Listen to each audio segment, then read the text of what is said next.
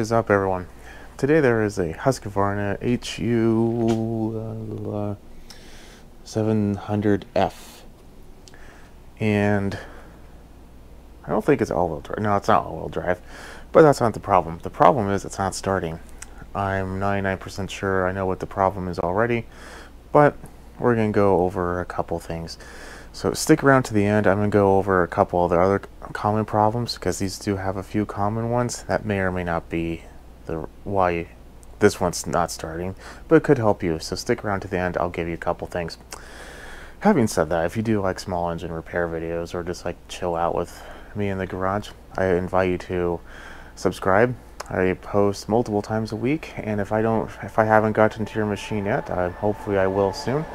And even if I don't get to it, feel free to leave a comment below asking any questions. I can definitely help out. Moving forward, I'm pretty sure it has something to do with the fuel tank, or excuse me, fuel system. There's a pretty easy way to find that out. This is brake cleaner. It's very flammable, so it's gonna take our place of fuel in this machine. This has a choke, so you want to spray it behind the choke.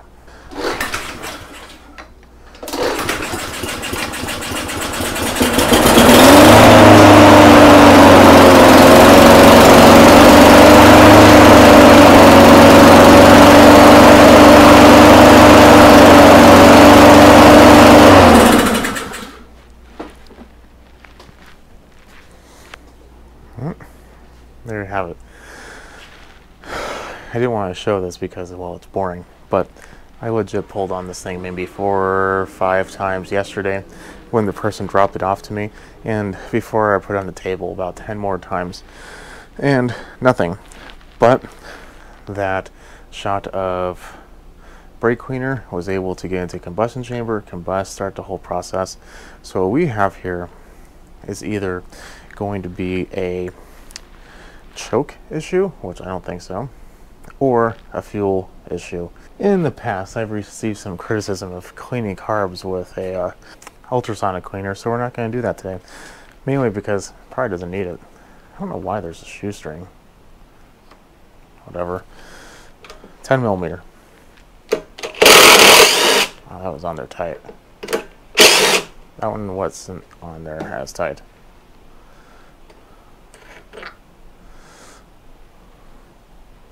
Really corroded.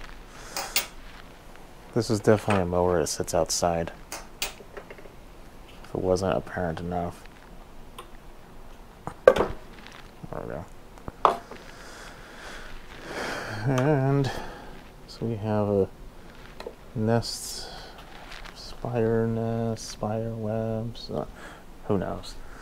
We're gonna take a pair of pliers in case there is a spider. I don't feel like getting bit today.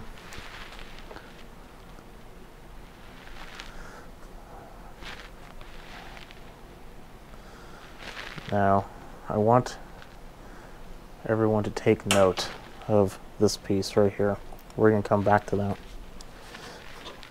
What is this? Berry. Interesting. Mowing berry farms over here. So I turned the fuel off, so when I take the fuel line off, it shouldn't have that much fuel, but it will drip a little bit.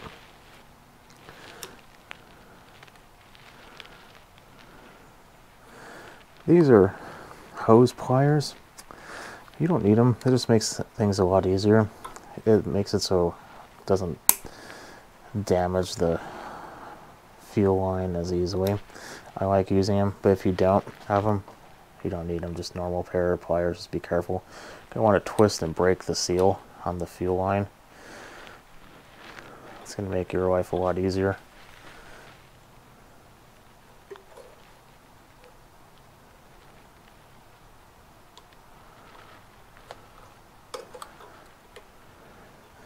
When you do this, you don't want to be yanking on the linkage either, because you could potentially damage the governor. Not very likely, but you could. So I'm going to tip this on its side. In fact, let's just do it together. We have a semi-clean little cup here. Let's tip it over. Nothing. There we go. It's kind of draining now.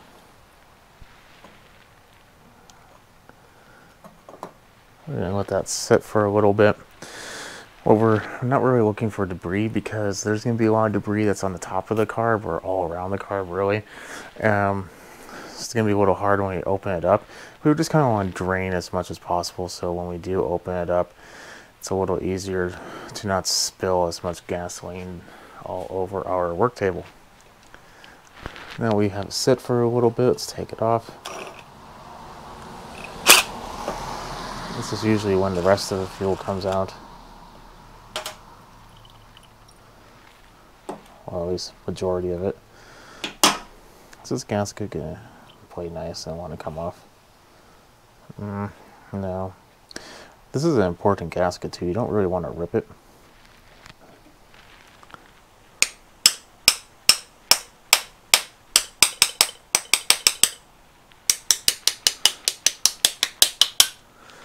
There wasn't debris in there before, there is now.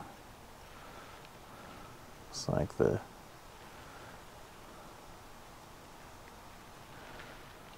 there we go. Bowl looks pretty clean. Inside the carb looks pretty clean. So we're pretty much good there. I'm going to take a shop towel, lay it down. Just do that right here. Put this somewhere safe. And we are going to remove the float. Probably don't need to, but just to make it a little easier on ourselves. I'm going to take some compressed air. I'm going to try to blow out some of this dirt and crap all over it. If you look down inside there, hopefully you can see it, but there's a brass jet. I say brass because it's really soft. That's not wanting to play nice for us right now, which is unfortunate. Getting a little bit of a thicker screwdriver was the key. You really want to have the best fit you possibly can. Otherwise, the likelihood of you just ripping that jet to shreds is pretty high. Don't do that.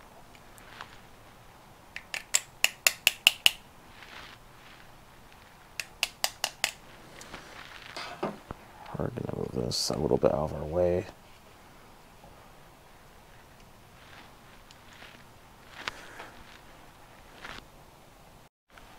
On the end, the bowl nut screws in. The brass jet, however, is smaller, so it actually does not fit. So I'm trying to get it to come out sometimes. It's not the easiest, but we're going to press on the emulsion tube in the center.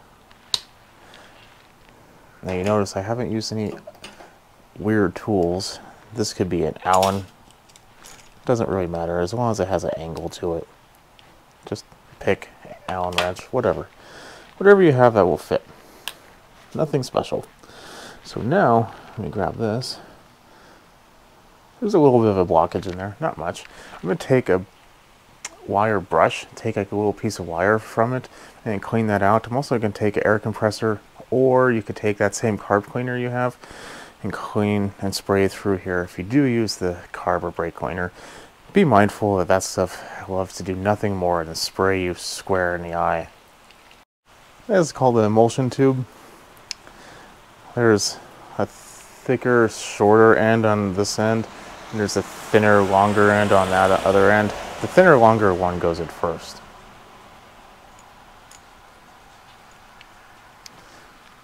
When you take our jet that's freshly cleaned, I blew through its compressed air, took a wire brush, like I said, got it cleaned out. You're going to want to look through it to make sure that it is cleaned out. I think I can even do a little better than this. Okay, that's done. We're going to put this back in. The thread sides go in first. We're going to take our screwdriver that was working for it, and we're going to get it started. the jet will press the emulsion tube into the correct location, so you don't have to worry about that. Just know that when it gets to a point when the jet is tight, don't over tighten it. Like I said before, it's easy to just mar it all up. It's not going anywhere. Okay, now we need another common tool. This one can vary. This one has a Phillips screw right here, but yours could have like a little black piece of plastic. If it does, take it out, clean the center of it. It has a little jet, and you're golden. I'm going to take some more compressed air. I'm going to blow through there real quick. Fun fact, if you are having surging issues, that is a good place to start. That will cause, if it's blocked, surging. I saw the jet inside there. It looked clean. I wasn't suspecting that it wasn't clean because it was running. But pays be thorough right now, you know? You know? Put...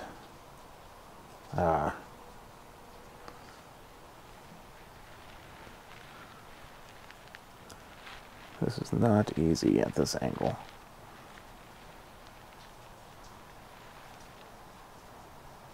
Sorry. There we go. Got it.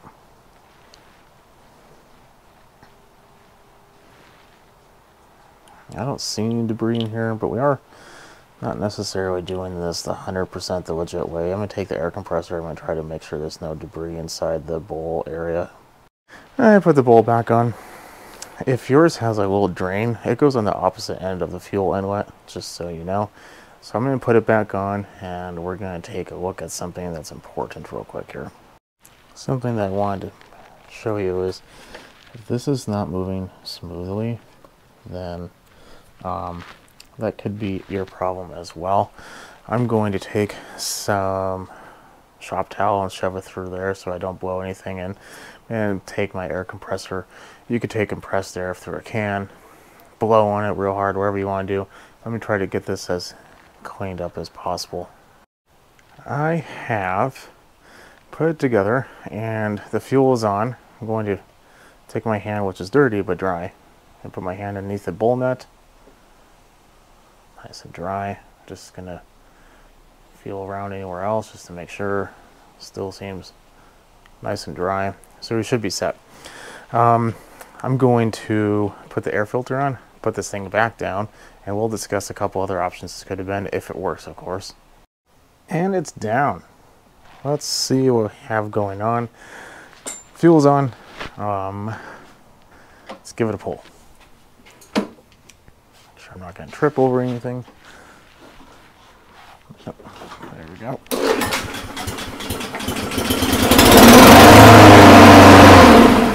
Oops. I did, however, forget to put the filter or the gasket in between the air cleaner housing and the carb. I'll put that on later, but that's not going to cause a vacuum leak. It runs. Let me go ahead and do that again just because I turned it off a little early. Who knows, maybe it was just luck.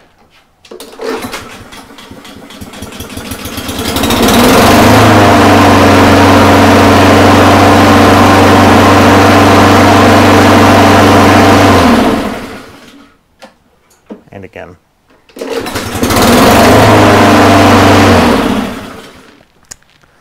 Not concerned over that at all. Okay, so we did it. What was the problem? It was just a little clogged, a little dirty, needed to be cleaned out. Like I said, we didn't use any special tools. We used a pick, a shop towel, compressed air, however if we wanted to do that. Phillips head screwdriver and a flathead screwdriver. I think all those can be easily obtainable. Moving forward. What else could it be? Well, on this machine, it has an auto choke. Probably the auto choke. Remember that piece I was showing you earlier?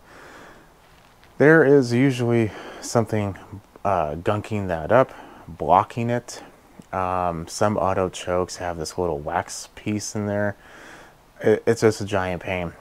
How you can tell is if when you look down with the air filter housing on, but removing the cover, if you look down and you see the choke is still open, or consequently if it does start but it's always chugging and it's not coming off, your auto choke mechanism is broken. You can try cleaning it. If it's a wax, don't even bother, just get the new wax piece. I have a video on how to fix a Honda auto choke if you want to watch that more in depth. The other one could be the fuel. We didn't check the fuel. It was running on it, so that's pretty good start. I did smell it when I was putting the carb back on. It seemed fine. It was aged, but it wasn't horrible. Probably is ethanol fuel, but whatever. And that's it. And for those of you who are still here, here's a bonus one. If that did not work, then the other option I would check, or other problem I would check, are the valves. These do need to be adjusted from time to time. Maybe just with the changing the weather and changing in temperature is able to cause there to be a little bit of a problem and just can't quite get over that hump. Don't know, but that would be another option. But either way, we're done. It's prepared. It's ready to be mowing again.